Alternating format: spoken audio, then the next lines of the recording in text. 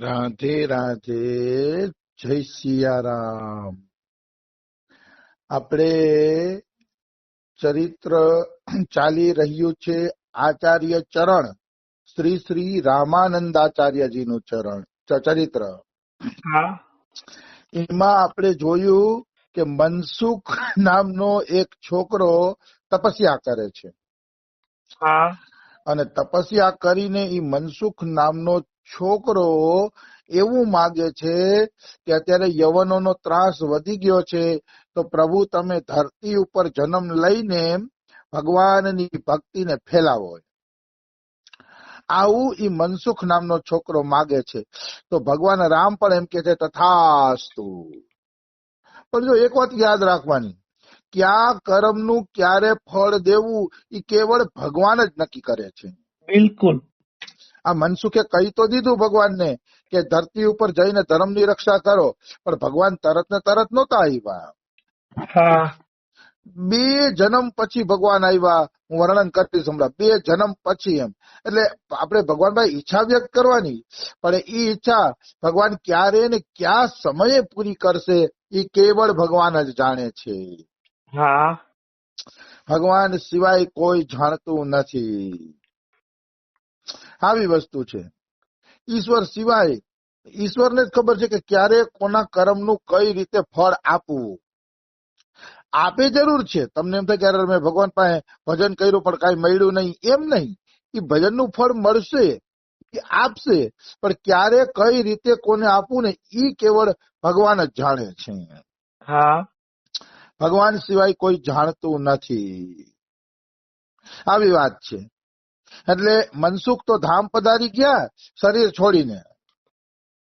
હવે શું થાય છે આગળ? ઋષિકેશની અંદર એક બ્રાહ્મણ દંપતી હતા હા અને ઈ બ્રાહ્મણ દંપતીને ભગવાનની ભક્તિ અતિશય ગમતી હતી. એટલે ભગવાનના દર્શન માટે ઈ બ્રાહ્મણ દંપતીએ બદ્રિકાશ્રમમાં કઠોર તપસ્યા ચાલુ કરી. હા 2 પતિ પત્નીએ નક્કી કર્યું હતું કે જે થવું હોય એ થાય, પણ ભગવાનના દર્શન કરીને જંપવું છે. વાહ. એવી રીતે એને કઠિન તપસ્યા ચાલુ કરી અને ભગવાને કૃપા કરીને દર્શન પણ દીધા અને વરદાન માંગવાનું પણ કીધું. દર્શન દીધા અને વરદાન માંગવાનું કીધું. તો આ બ્રાહ્મણ અને બ્રાહ્મણી એમ કહે છે કે હે ભગવાન શ્રી રામ, તમે જ અમારા પુત્ર બનીને બાલ લીલાનું સુખ પ્રદાન કરો. હા મતલબ તમે જ અમારા પુત્ર બની જાઓ અને અમને બાલ લીલાનું સુખ આપો. હા એટલે ભગવાને કહી દીધું એવમસ્તુ. ભગવાન કે જાઓ, એમ જ થાશે. તમે જેમ ઈચ્છો છો એમ જ થાશે. પણ મેં કીધું ને, ઈશ્વર ક્યારે ફળ દેવું એ તો ઈશ્વરના હાથમાં જ છે. હા કર્મ પ્રધાન વિશ્વ કરી રાખા, જો જસ કરે તસ ફલ ચાખા. આખું જગત કર્મના પ્રધાન છે, કર્મ ઉપર હાલે છે અને ઈશ્વર જેને જેવું ફળ આપે છે એવું મળે છે એના કર્મ પ્રમાણે. તો આ લોકોએ વરદાન માંગ્યું તો તરત ભગવાન પુત્ર બનીને નો આવ્યા. તરત ભગવાન પુત્ર બનીને નથી આવતા. ઈ બ્રાહ્મણ દંપતી બે મરી ગયા. મર્યા પછી અમુક સમય પછી ઈ બ્રાહ્મણ પ્રયાગરાજમાં જન્મ્યા. હા તીર્થરાજ પ્રયાગમાં ઈ બ્રાહ્મણનો જન્મ થાય છે અને એનું નામ હતું પુણ્ય સદન. પુણ્ય સદન નો અર્થ ઈ થાય, પુણ્ય એટલે પુણ્ય અને સદન એટલે ઘર. જે પુણ્યનું ઘર હતા, જે બચપણથી જ ભગવાનના ભજનમાં લાગેલા હતા, એવા હતા આ પુણ્ય સદન બ્રાહ્મણે. હા અને ઓલી બ્રાહ્મણી ફરીથી એના પત્ની રૂપે પ્રાપ્ત થઈ અને એ બ્રાહ્મણીનું નામ હતું સુશીલા. જેવું નામ હતું એવા જ એના ગુણ હતા સુશીલાની અંદર. એટલે એનું નામ હતું સુશીલા. તો પુણ્ય સદન અને સુશીલા બે પોતાના નામ પ્રમાણે ગુણવાળા હતા અને પ્રભુ ભજન કરવા વાળા હતા. પ્રભુના ભજનમાં તન્મય રહેવા વાળા હતા. બે ઘરમાં અપાર સંપત્તિ હતી. એટલે પ્રતિદિન આ પતિ પત્ની શ્રદ્ધાથી બ્રાહ્મણોને, ભક્તોને, ભિખારીઓને દાન કરતા. કારણ કે સંપત્તિ ઘણી બધી હતી એટલે કઈ કમી હતી નહીં, એટલે આ લોકો દાન પુણ્ય પણ કરતા હતા. હવે એ બ્રાહ્મણ દંપતીના આરાધ્ય દેવ હતા વેણી માધવજી. વેણી માધવ પ્રયાગરાજના વિષ્ણુ ભગવાનનું મંદિર છે. હા એનું નામ છે વેણી માધવ, મતલબ પ્રયાગનું શ્રેષ્ઠ મંદિર જ વેણી માધવ છે. તો વેણી માધવ એમના ઈષ્ટ હતા, આરાધ્ય હતા. સુખ સમૃદ્ધિ ઘરમાં અપાર હતી. ખોટ હતી તો કેવલ એક પુત્રની. એના ઘરે કોઈ પુત્ર હતો નહીં, એટલે પુત્ર માટે આ બ્રાહ્મણ દંપતી વેણી માધવજીની પૂજા કરતા.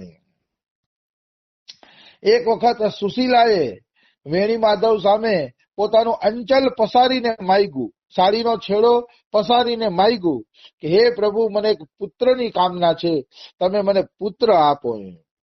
હા તો આગલા જન્મે રામે વરદાન આપ્યું હતું કે હું તારો દીકરો બનીને આવીશ.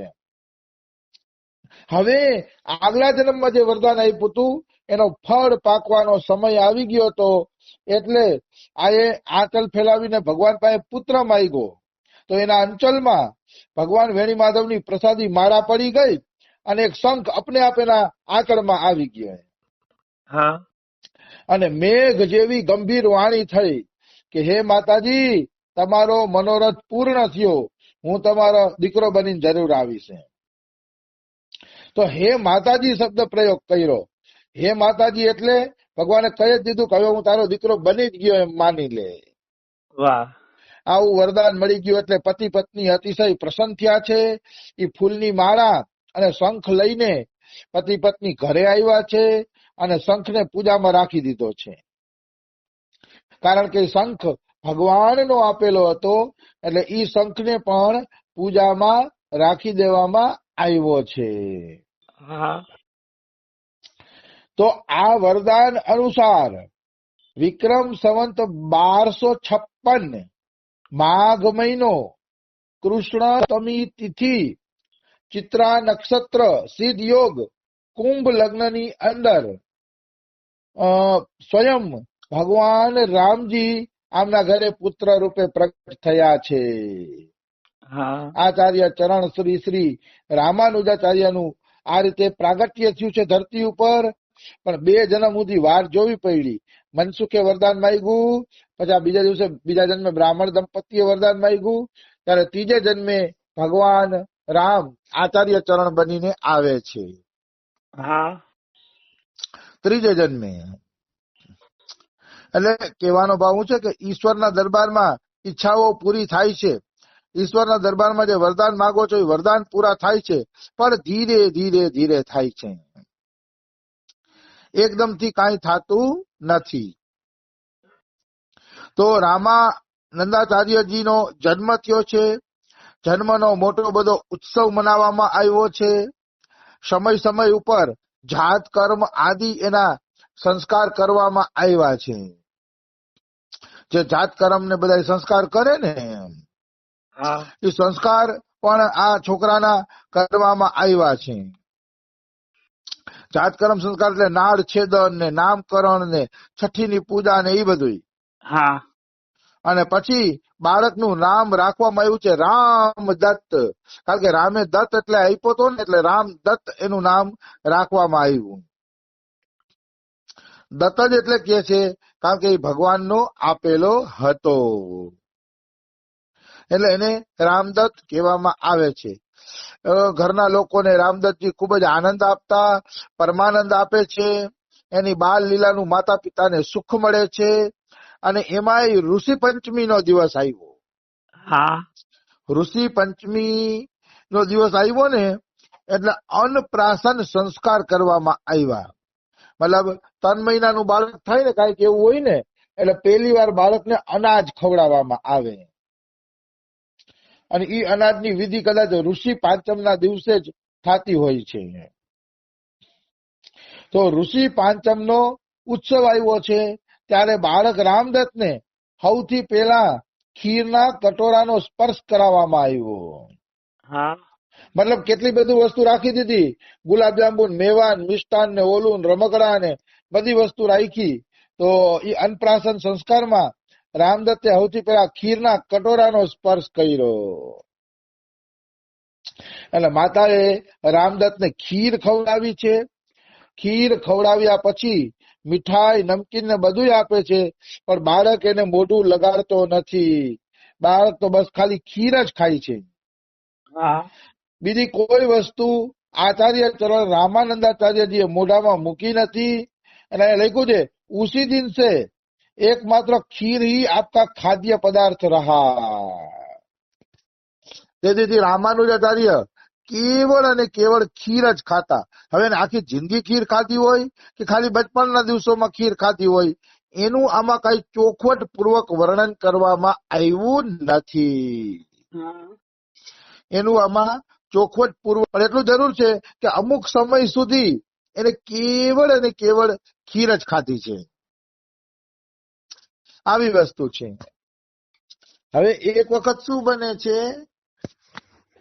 એક વખત એવું બને છે કે એના પિતાજી પૂજા ઘરમાં બેસીને પૂજા કરતા હતા.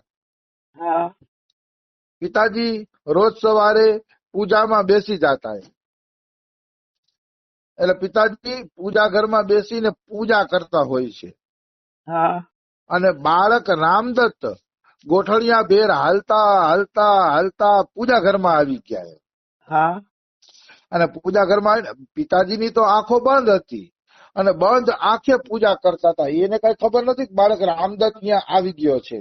હા તો પિતાજી આંખ બંધ કરીને પૂજા કરતા હતા. બાળક રામદત્ત આવ્યો.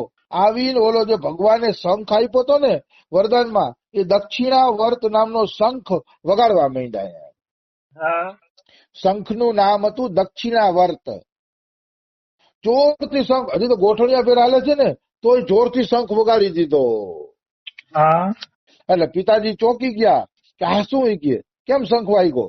આંખ ખોલીને જોયું તો બાળક રામદત્ત શંખ વગાડતા હતા. વાહ બાળક રામદત્ત શંખ વગાડતા હતા. તો એ બાળકની ચપળતા જોઈને પ્રથમ તો હસ્યા. પ્રથમ તો હસે છે, પછી બધી વિચાર આવ્યો કે આ તો ભગવાનની પૂજાનો શંખ છે. અને પૂજાનો શંખ આ બાળકે મોઢું માંડીને હેઠો કરી દીધો છે કે ક્યાંક અપશુકન ન થાય. હવે સાક્ષાત રામજી જ અવતાર લઈને આવતા હોય એ જગ્યાએ બીજું થોડું અપશુકન થાય. એ જગ્યાએ કોઈ અપશુકન થતું નથી. પણ પિતા અજાણ છે કે મારું બાળક કોણ છે, એનાથી ઈ અજાણ છે. કારણ કે માધુર્ય ભાવમાં ડૂબેલા છે, બાળકની લીલા ના રસ લેવામાં પડ્યા છે. આવી વાત છે. તો ઈ શંખ વગાડ્યો ને અપવિત્ર કરી નાખ્યો. એટલે પિતાજીને એમ થયું ભગવાન આના પર અપ્રસન્ન ન થાય, એટલે એને ભગવાનની ક્ષમા પ્રાર્થના કરી. ક્ષમા પ્રાર્થના કરી શંખને પાણીથી ધોઈ અને પાછો પૂજામાં મૂકી દીધો. અને માફી માંગે છે કે માફ કરજો ભગવાન, આ બાળક છે, અજાણ છે, એને તમારો શંખ મોઢે માંડી લીધો. તો રાત્રે ભગવાન વેણી માધવ સ્વપ્નમાં આવ્યા અને એમ કહે છે કે તમારું બાળક તો સાક્ષાત મારું જ સ્વરૂપ છે. કે વાહ તમારું બાળક મારું જ સ્વરૂપ છે, હું ને તમારું બાળક અલગ નથી. કે એટલે શંખ બાળકને જ આપી દો. હા હવે એ બાળક જ એ શંખ વગાડશે. અને આચાર્ય ચરણ શ્રી રામાનંદાચાર્ય પાસે આ શંખ આખી જિંદગી રહ્યો. અને આ શંખ વગાડીને એને કેવા ચમત્કાર દેખાડ્યા એ આગળ આવશે. હા કે આ શંખ વગાડીને એને કેવા ચમત્કાર દેખાડ્યા. દિવ્ય શંખ હતો. બાળકના હાથમાં શંખ આવી ગયો છે. બાળક રામદત્ત અતિશય પ્રસન્ન છે આ શંખને મેળવીને. અને હવે બાળક રામદત્ત